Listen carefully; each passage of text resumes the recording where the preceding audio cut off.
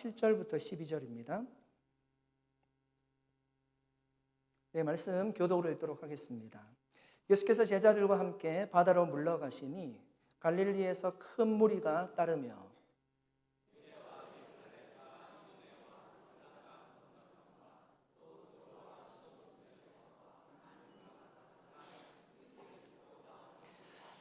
예수께서 무리가 에워싸 미는 것을 피하기 위하여 작은 배를 대기하도록 제자들에게 명하셨으니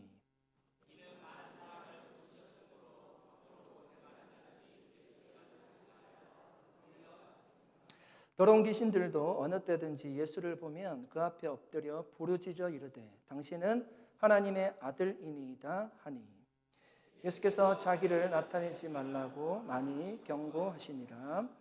아멘. 잠시 기도하겠습니다. 존귀하신 하나님 아버지 감사드립니다. 성령 하나님 이 시간 우리에게 말씀하여 주시옵소서. 마음과 생각의 진리로 가득 채워지는 은혜의 시간이 되게 하시며 영혼의 부흥을 경험하게 해 주시옵소서. 감사드리며 예수님의 이름으로 기도드립니다. 아멘.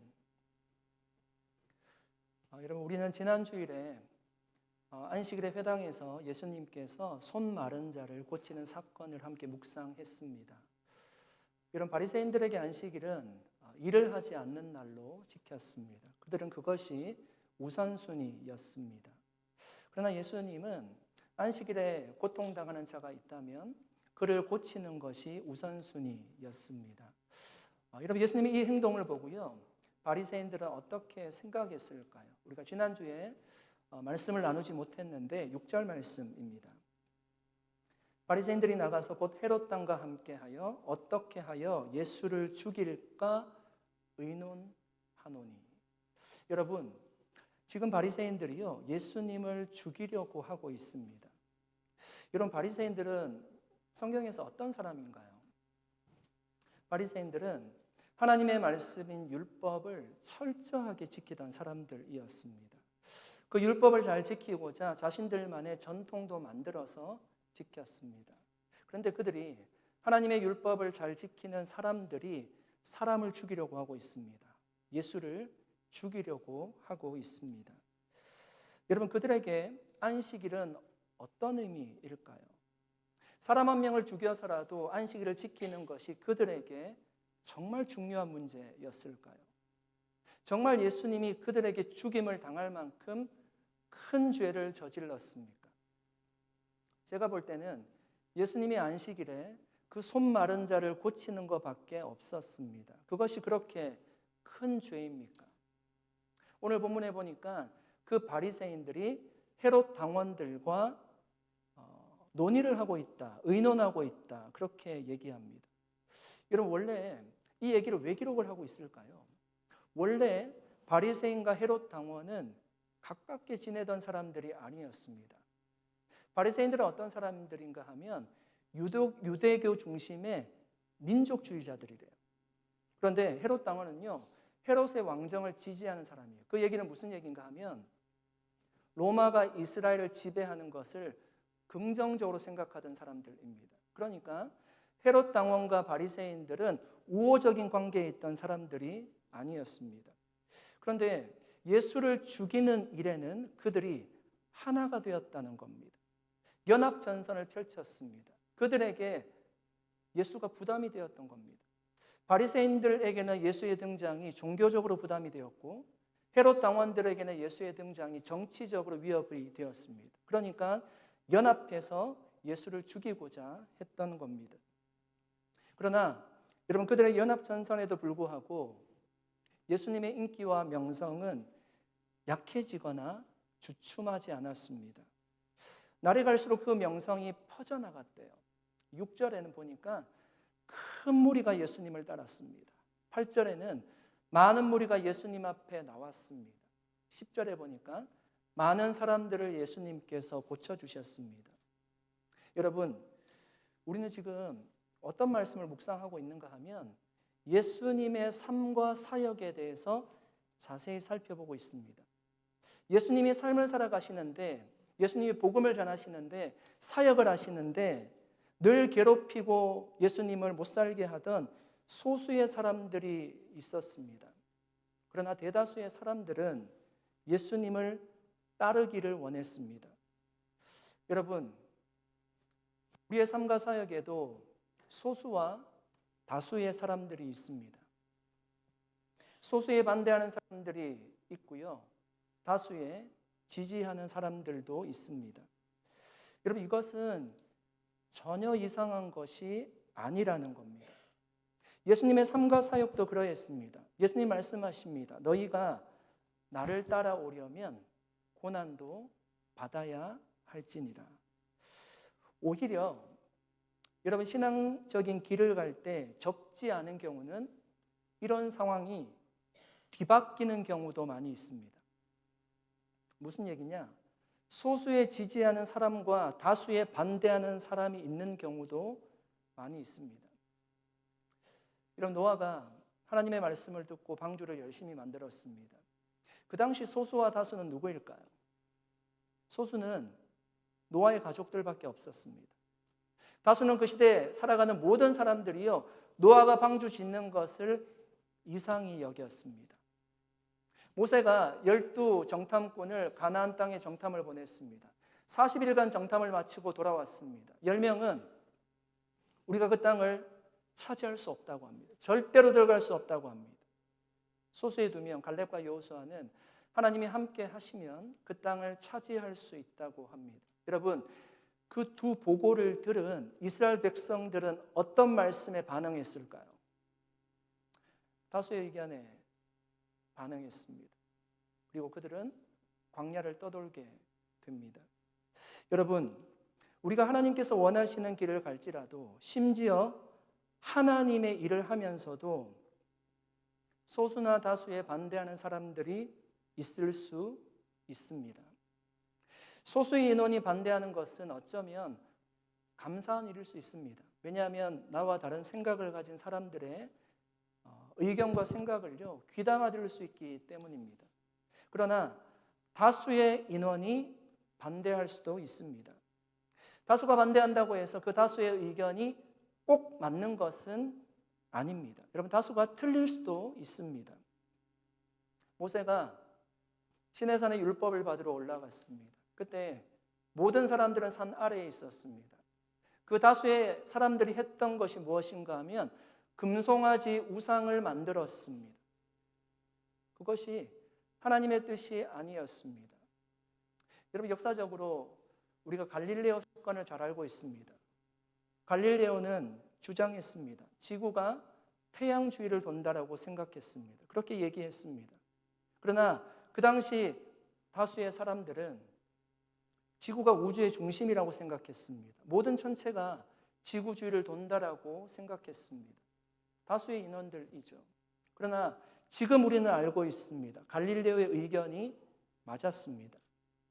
여러분, 지금 진화론이 다수의 의견입니다. 학교에서 진화론을 가르칩니다. 아이들이 자연스럽게 그 의견을 받아들입니다. 여러분, 다수가 진화론을 주장한다고 해서 우리가 진화론이 진리라고 믿지 않습니다. 하나님이 이 온 우주 만물을 창조하셨노라고 우리는 믿습니다. 아멘. 사랑하는 성도 여러분, 다수가 틀릴 수 있습니다.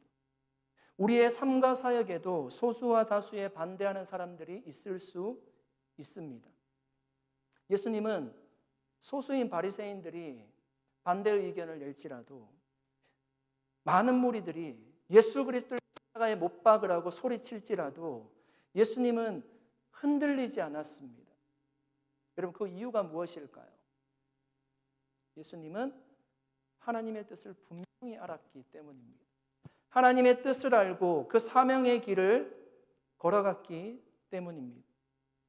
사랑하는 여러분, 우리도 나와 다른 의견에 흔들리지 않기 위해서는 우리의 삶과 사역도 주님의 뜻을 알고 그 사명에 붙잡혀 사역해야 되는 줄로 믿습니다. 여러분, 일과 사명의 차이가 무엇일까요? 일과 사명의 차이가 뭘까요? 일은 생계를 위해서 우리가 하는 경제적인 활동이 일이라고 할 수 있습니다. 사명은 뭘까요? 사명은 하나님이 우리에게 주신 임무나 역할을 우리가 보통 사명이라고 합니다. 여러분 직장에서, 여기 직장인들이 많으신데요, 직장에서 일을 하실 때 힘든 일은 없으십니까? 왜 힘든 일이 없겠습니까? 모든 사람들이 다 힘든 일을 겪으면서 직장 일을 하고 있습니다. 그때 직장에서 힘들 때 여러분은 어떻게 행동을 하십니까? 일이 힘들다고요? 직장을 포기하진 않습니다. 직장에서 열심히 일을 하시죠. 사명 또한 하나님이 주신 일이기 때문에 어려움이 있다는 겁니다. 그러나 여러분, 사명에 붙잡힌 자는 그 어려움을요, 자연스럽게 받아들인다는 겁니다. 힘든 일이 없는 사명의 자리는 없어요. 좀 덜 힘든 일이 있는 사명의 자리는 있습니다. 그러나 힘든 일이 전혀 없는 사명의 자리는 없습니다. 십자가를 지는 일과 자기를 부인하는 삶은요, 우리에게 항상 있습니다. 그래서 하나님은 사명을 주실 때 그 사명을 감당할 힘도 우리에게 함께 주시노라고 말씀하십니다.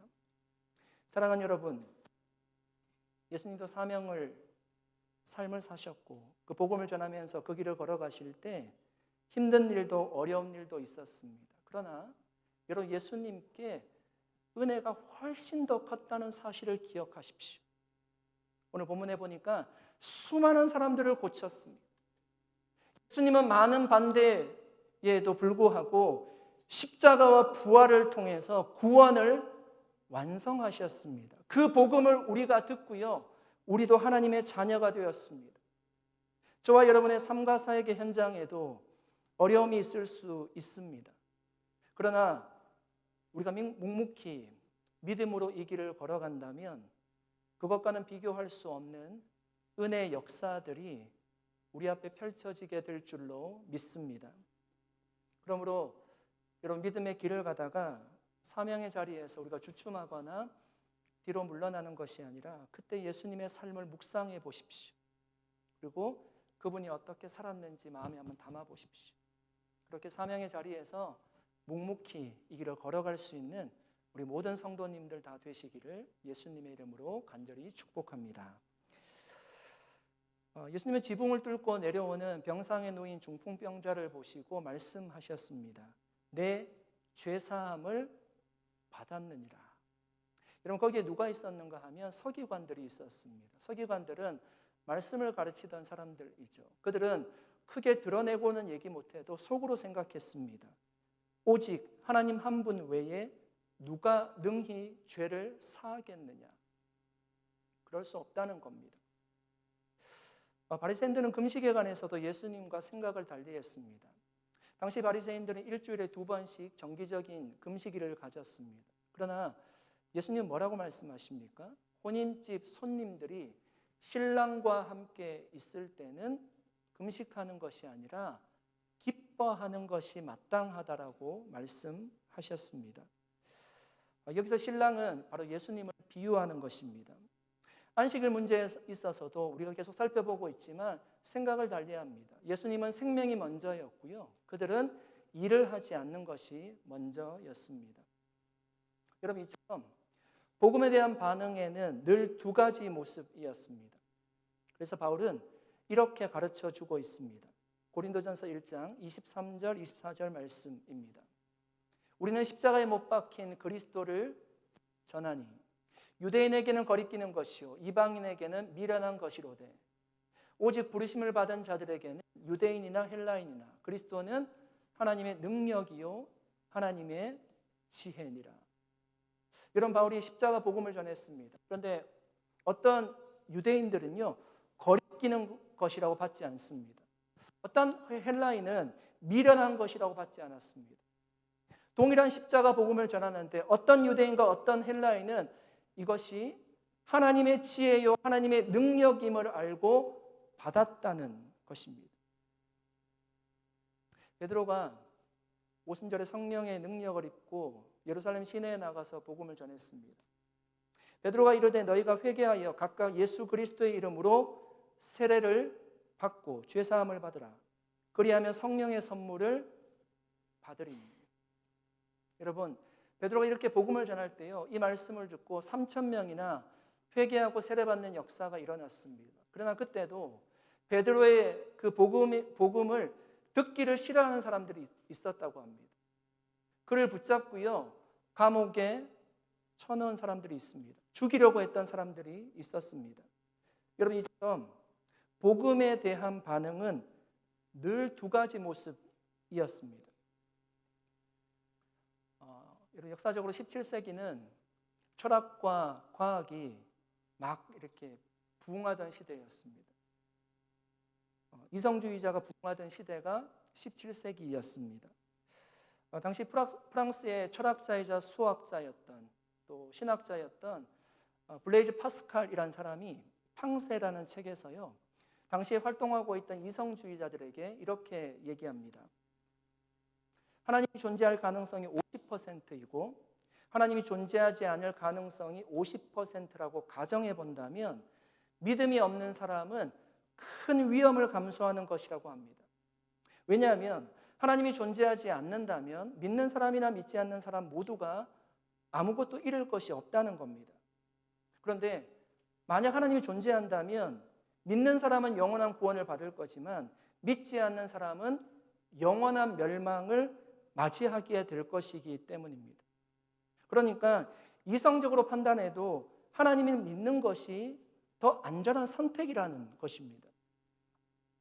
여러분, 어떻게 생각하십니까? 어느 날 바다 한가운데를 항해하던 배가 예상치 못한 폭풍을 만났습니다. 거센 바람과 거대한 파도에 휩쓸려서 배는 결국 침몰하게 되었습니다. 사람들이 바다에 다 빠졌습니다. 그들은 모두 각자 살아남기 위해서요, 필사적으로 물 위에 떠 있으려고 헤엄을 치고 있습니다. 그러던 중에 구조대가 도착하여서 구명보트를 하나하나 내리면서 승객들에게 외치고 소리쳤습니다. 구명보트에 올라타십시오. 이 보트만이 여러분을 유일하게 살릴 수 있는 길입니다. 대부분의 승객들은 구명보트를 빨리 타려고 노력했습니다. 그들은 구명보트에 타는 것이 내가 살 수 있는 유일한 길임을 믿었기 때문입니다. 그러나 몇몇 승객들은 구명보트를 보고도 타지 않기로 했습니다. 그들은 구조대에게 말했습니다. 저희는 괜찮아요. 혼자서도 충분히 헤엄쳐서 육지까지 갈 수 있습니다. 구조대는 다시 경고합니다. 파도가 더 거세질 겁니다. 혼자서는 살아남을 수 없습니다. 이 구명보트가 여러분을 살릴 수 있는 유일한 방법입니다. 그러나 그들은 구조대의 말을 듣지 않고 계속해서 자신의 방식으로 헤엄치며 살아남으려고 했습니다. 시간이 지나고 파도는 더 거세졌고 결국 구명보트에 오르지 않은 사람들은 모두 파도에 휩쓸려 버렸습니다. 반면 구명보트를 선택한 사람들은 안전하게 구조되어 육지에 도착할 수 있게 되었습니다. 사랑하는 여러분, 이 이야기에서 구명보트는 예수 그리스도를 비유합니다. 구명보트에 탄 사람만이 구원을 받을 수 있습니다. 자신의 힘으로 아무리 노력한다고 해서 육지까지 갈 수가 없습니다. 자신의 힘으로 구원할 방법이 없다는 것을 말씀하는 것입니다. 여러분, 불타는 집이 있다고 한번 생각해 보십시오. 그 집에 한 가족이 지금 자고 있습니다. 밤에 불길을 내가 먼저 본 것입니다. 그렇다면 여러분 어떻게 행동하실 겁니까?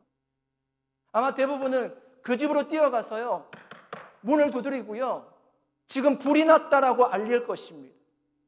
사람이 나오지 않으면 아마 돌을 던져서 창문을 깨뜨려서라도 지금 위험한 상황임을 알리려고 노력할 것입니다. 사랑하는 여러분, 예수님이 복음을 전할 때 늘 두 부류의 사람이 있었습니다. 사도들이 복음을 전할 때도 마찬가지였습니다. 예수님도 사도들도 여러분 정말 안타까운 마음으로 복음을 전했습니다.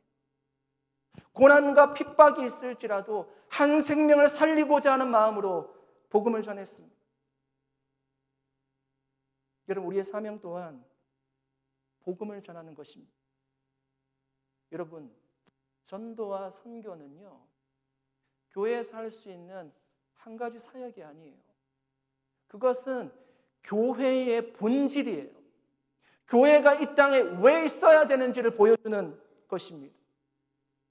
여전히 우리가 복음을 전할 때 듣지 않는 사람이 있을 수 있지만 끝까지 우리가 실망하지 않고 그들을 향한 안타까운 마음을 가지고 복음을 전해야 됩니다. 듣든지 아니 듣든지 전하는 것이 우리의 사명입니다. 에스겔 2장 7절 말씀입니다. 그들은 심히 패역한 자라. 그들이 듣든지 아니 듣든지 너는 내 말로 고할지니라. 사랑하는 여러분, 저는 믿습니다. 저는 정말 믿습니다. 우리가 포기하지 않고 하나님의 복음을 전할 때 하나님께서 그 마음문을 열어주시고 구명보트에 타게 하실 줄로 믿습니다. 우리만 포기하지 않으면 됩니다. 우리가 사랑하는 사람들, 우리가 생각하면서 이 사명 끝까지 감당할 수 있기를 예수 그리스도의 이름으로 간절히 축원드립니다. 바리새인들의 공격과 핍박에도 불구하고 여러분, 예수님의 소문이 갈릴리 지역을 넘어서 이스라엘 전체로 퍼져나갔습니다. 8절 말씀입니다.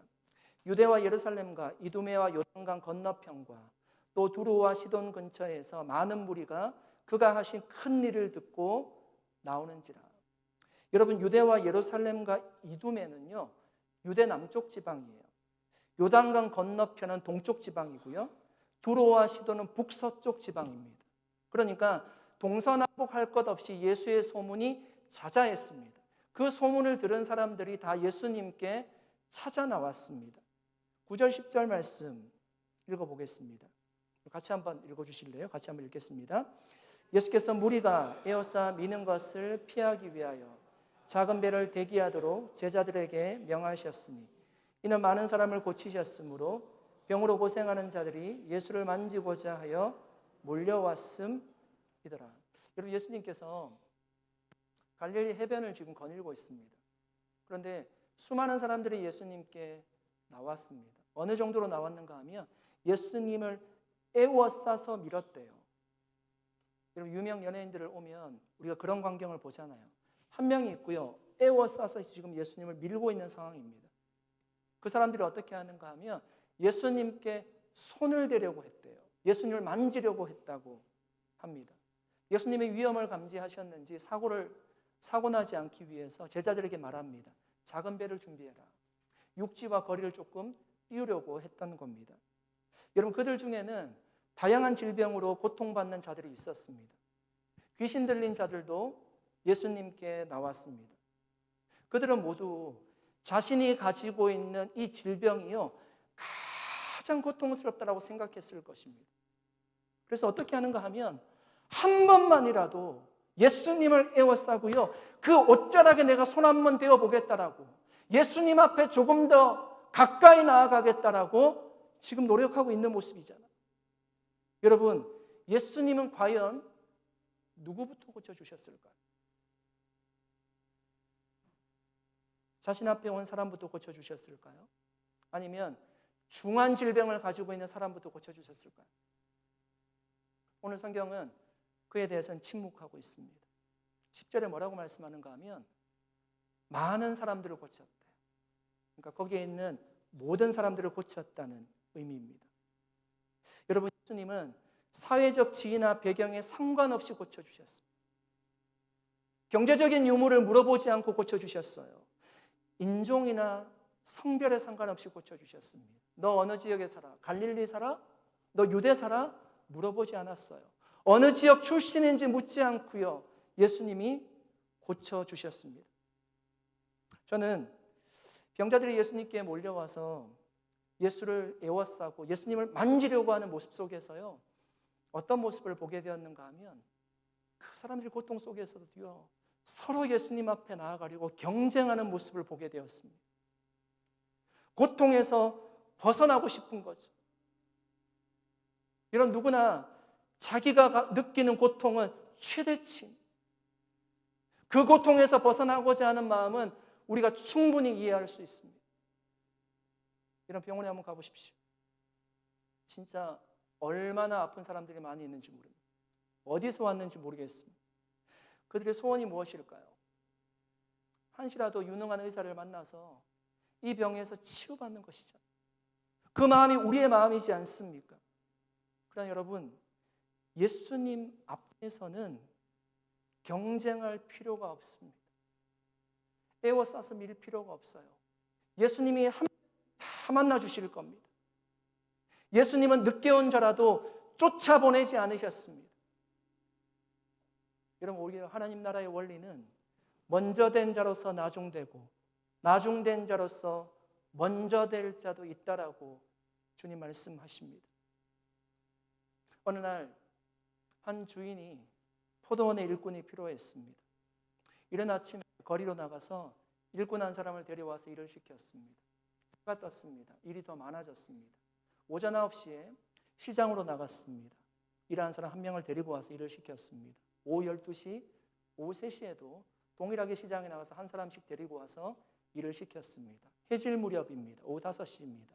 그때도 나가보니까 일자리가 없어 그대로 기다리는 사람이 있습니다. 그를 데리고 와서 일을 시켰습니다.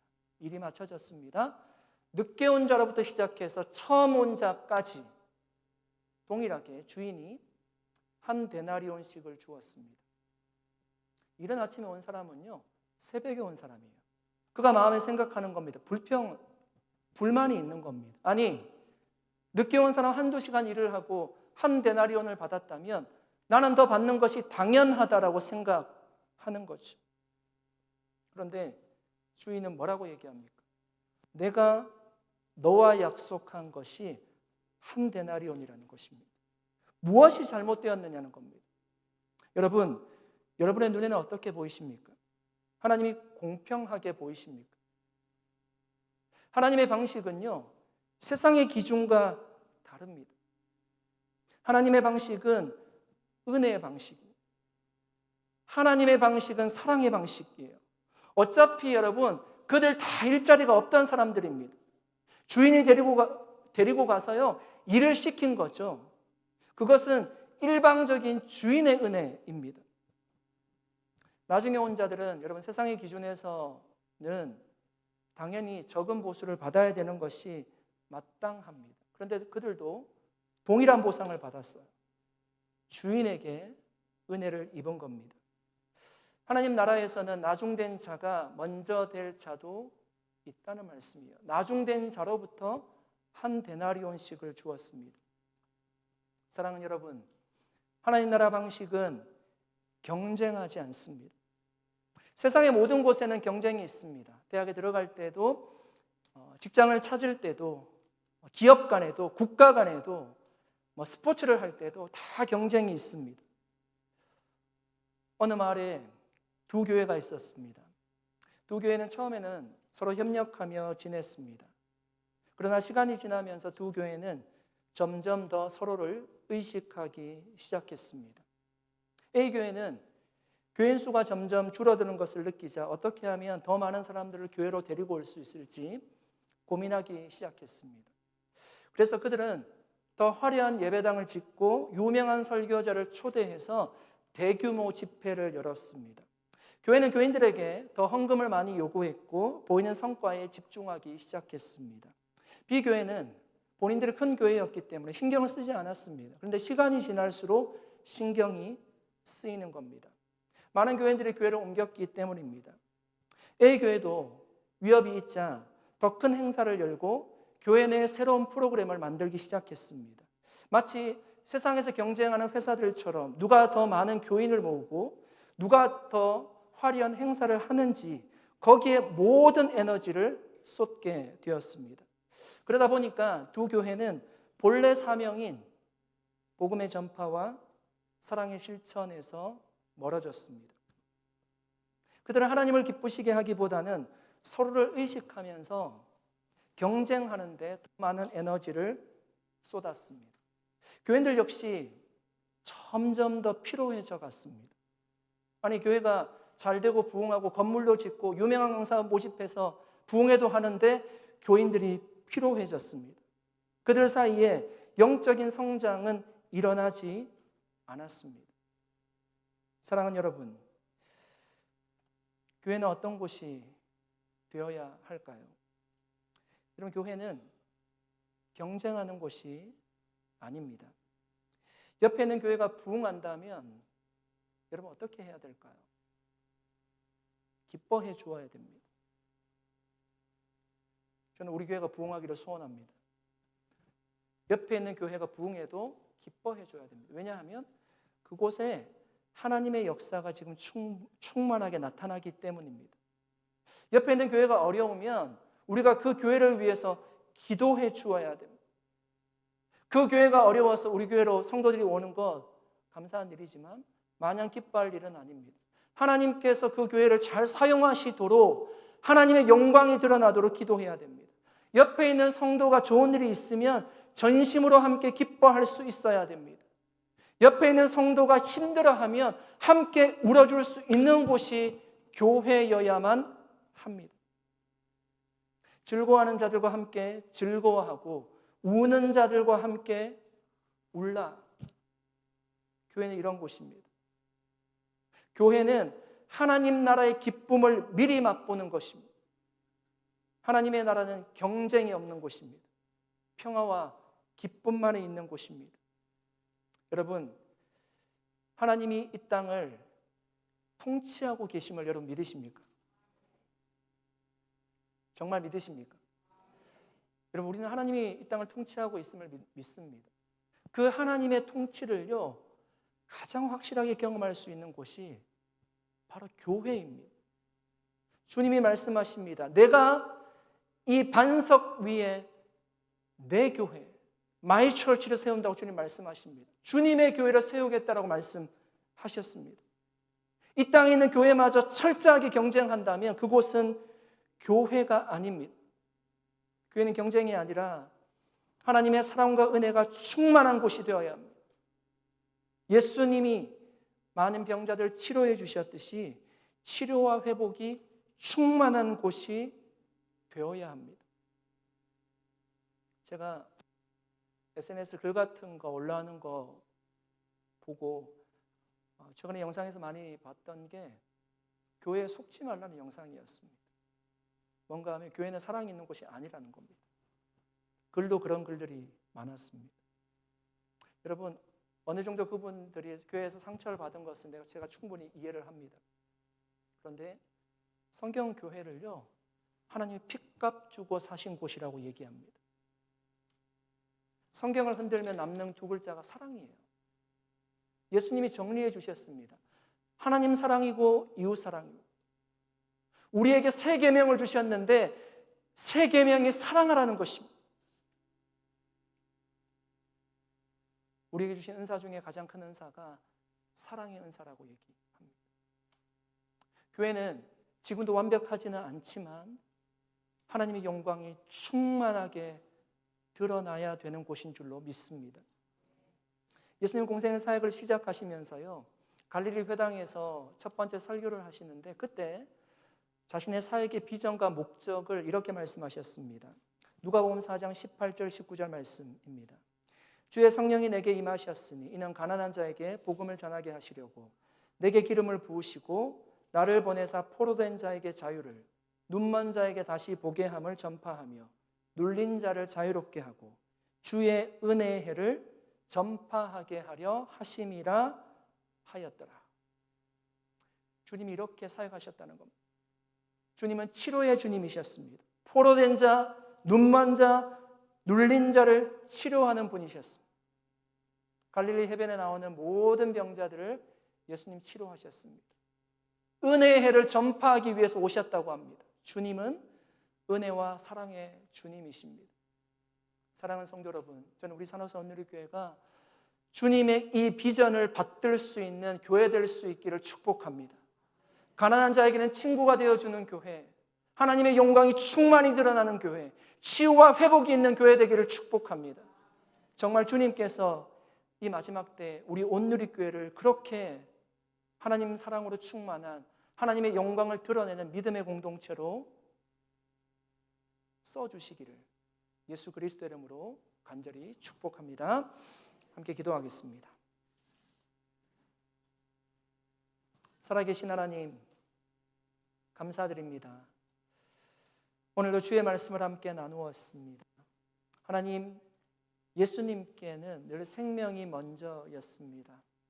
자신에게 몰려오는 에워싸고 미는 그 한 사람 한 사람을 예수님은 다 고쳐주셨습니다. 하나님, 그 사명을 우리 산호세 온누리교회가 잘 감당할 수 있도록 역사하여 주시옵소서. 울고 있는 자에게 친구가 되어주게 하여 주시고, 기뻐할 때 함께 기뻐할 수 있는 믿음의 공동체가 되게 하시며, 하나님 나라를 미리 맛볼 수 있는 그런 교회로 굳건하게 서갈 수 있도록 은혜를 베풀어 주시옵소서. 감사드리옵고 예수님의 이름으로 기도드립니다. 아멘. 우리 자리에서